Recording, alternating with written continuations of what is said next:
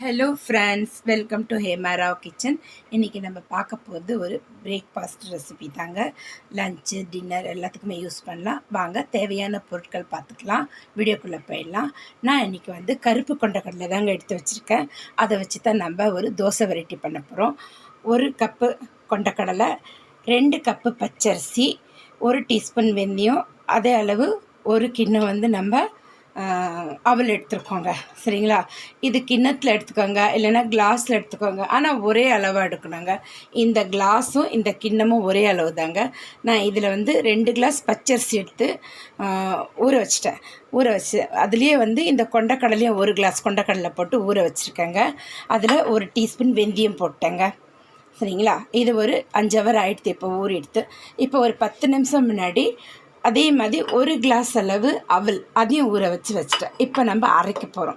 சரிங்களா? அரைக்கிறத பார்த்துக்கலாம் வாங்க. அளவு ஒரே அளவாக இருக்கணும். நீங்கள் கிண்ணத்தில் எடுங்க, கிளாஸில் எடுங்க. ஆனால் நான் எப்படி சொன்னேன்னு அதே மாதிரி எடுங்க. ஒரு 2 கிண்ணம் அரிசினா 1 கிண்ணம் கொண்டக்கடலை, 1 கிண்ணம் கொண்டக்கடலைன்னா 1 கிண்ணம் அவல். அப்படி தாங்க. அவலை மட்டும் தனியாக ஊற வச்சுக்கோங்க. மீதி அரிசி, வெந்தயம், கொண்டக்கடலை எல்லாம் ஒன்றா ஊற வச்சுருங்க. ஒரு 5 ஹவர் ஊற வச்சுட்டு அரைச்சி இப்போ நைட்டு வச்சுருவோம். நம்ம காலையில் நம்ம தோசை சுடலாங்க. இப்போ வாங்க அரைக்கிறத பார்த்துக்கலாம். சரிங்களா? வாங்க பார்க்கலாம். இப்போ இதை நான் 4-5 வாட்டி வாஷ் பண்ணிட்டேங்க. இந்த அவளும் நான் நல்லா வாஷ் பண்ணி ஊற வச்சுருந்தேன். இதை மிக்ஸ் பண்ணிக்கலாங்க இதோட போட்டு.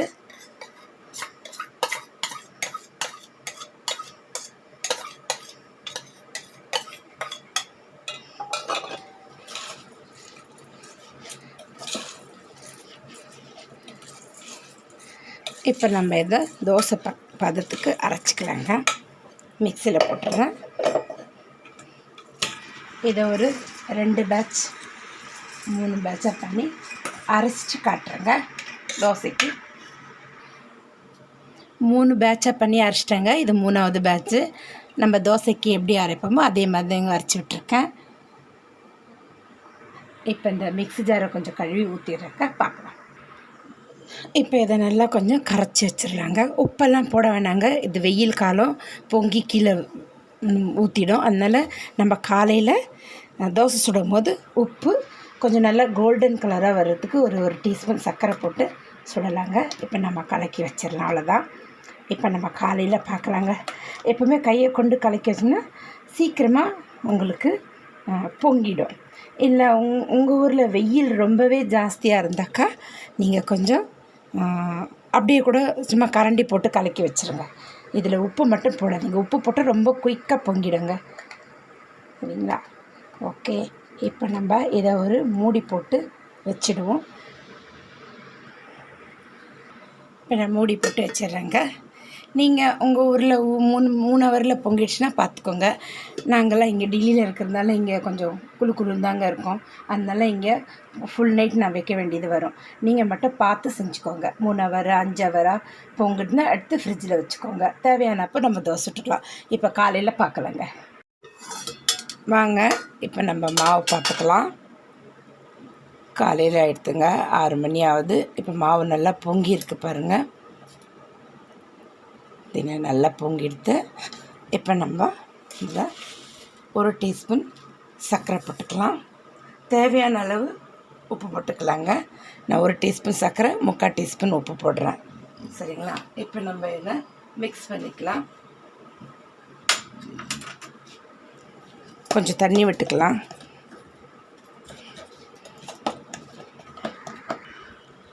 தோசைக்கு ஏற்ற மாதிரி தேவையான அளவு தண்ணி விட்டுக்கலாங்க.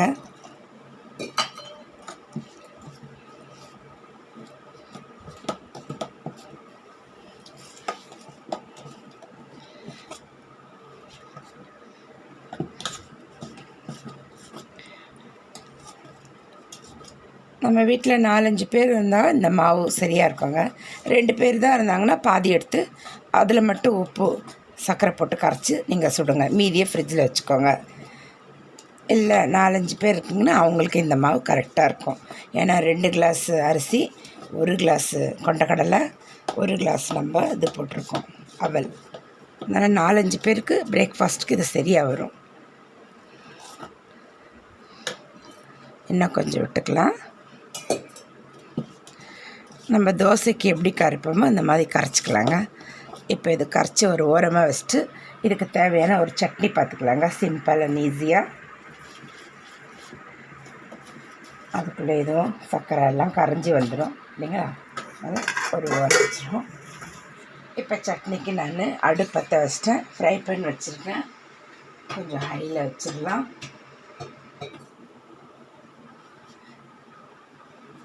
கொஞ்சம் எண்ணெய் விட்டுக்கலாம். நான் இன்றைக்கி தண்ணி சட்னி தாங்க செய்கிறேன், மதுரை ஸ்டைலில்.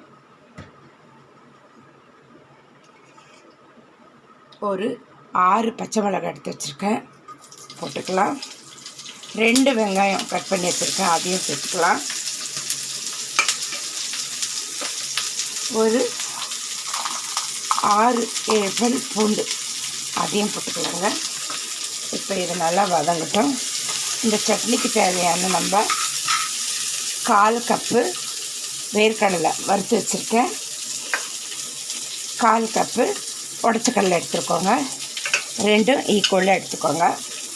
இப்போ இந்த வெங்காயம் பச்சை மிளகாய் பூண்டெல்லாம் வதங்கட்டும். ஒரு நெல்லிக்காய் சைஸ் அளவு புளி எடுத்துக்கோங்க, அதுவும் நம்ம இந்த இதுலேயே போட்டுடலாம். வெங்காயத்துலேயும் கொஞ்சம் வதங்கி வந்துடும் சரிங்களா. இப்போ வதங்கட்டும், பார்க்கலாங்க. இந்த சட்னிக்கு தேவையான உப்பும் இதிலே போட்டுடலாங்க. உப்பு போட்டால் புளி வெங்காயம்லாம் சீக்கிரம் வதங்கிடும். அதுக்குதாங்க அவ்வளோதாங்க. வதங்கிட்டு கண்ணாடி பதம் வந்தால் போதுங்க, ஜாஸ்தி வதக்க தேவையில்ல. ஆஃப் பண்ணிடலாம் ஸ்டவ்வை. இப்போ இந்த ஸ்டேஜில் ஒரு கொத்து கருவேப்பிலை இதிலே போட்டுடலாம்.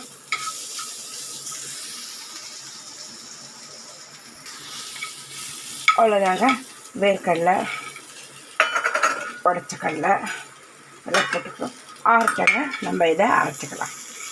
ஆறிட்டுங்க, நம்ம சட்னி அரைச்சிட்டு வந்துடலாம்.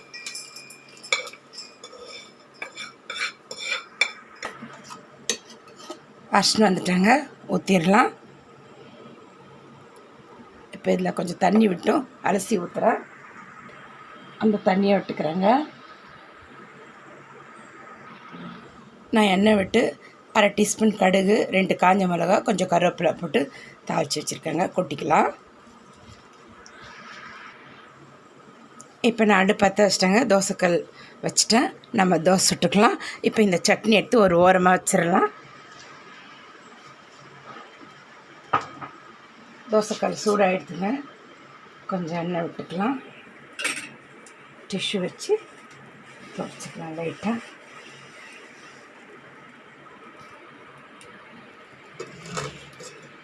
இன்னும் கொஞ்சம் நல்லா சூடாகட்டும். தோசை ஊற்றிடலாங்க.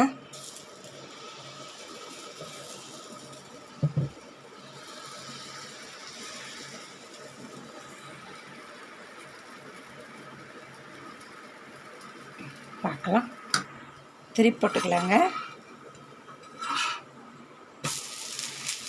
சூப்பராக கோல்டன் கலராக வந்திருக்கு பாருங்கள்.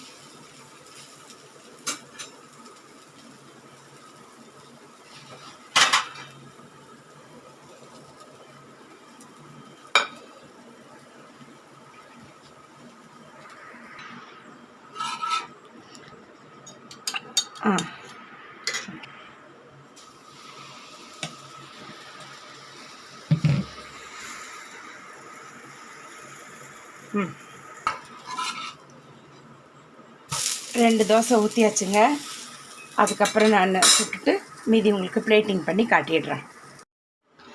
நம்ம சூப்பரான ப்ரோட்டீன் அண்ட் ஹெல்தி டேஸ்டி கொண்டக்கடலை தோசை, வேர்க்கடலை உடச்சக்கடலை கலந்த சட்னிங்க, மதுரை ஸ்டைலில் பண்ணியிருக்கேன். சூப்பராக இருக்கும் காம்பினேஷன். ரொம்ப நல்லா வந்திருக்குங்க தோசை.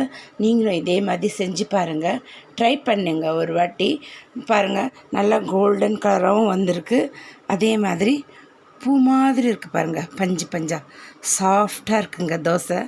நீங்கள் ட்ரை பண்ணி பார்த்துட்டு எனக்கு இதே மாதிரி நீங்கள் ஒரு வாட்டி ட்ரை பண்ணி பார்த்துட்டு எனக்கு லைக் பண்ணுங்கள், கமெண்ட் பண்ணுங்கள், சப்ஸ்கிரைப் பண்ணுங்கள். மறக்காமல் பெல் பட்டன் அழுத்துங்க. அப்போ தாங்க நான் போடுற வீடியோ உங்களுக்கு உடனே கொண்டு வந்து சேரும். மீண்டும் நம்ம அடுத்த வீடியோவில் சந்திப்போம். தேங்க்யூ ஃபார் வாட்சிங்.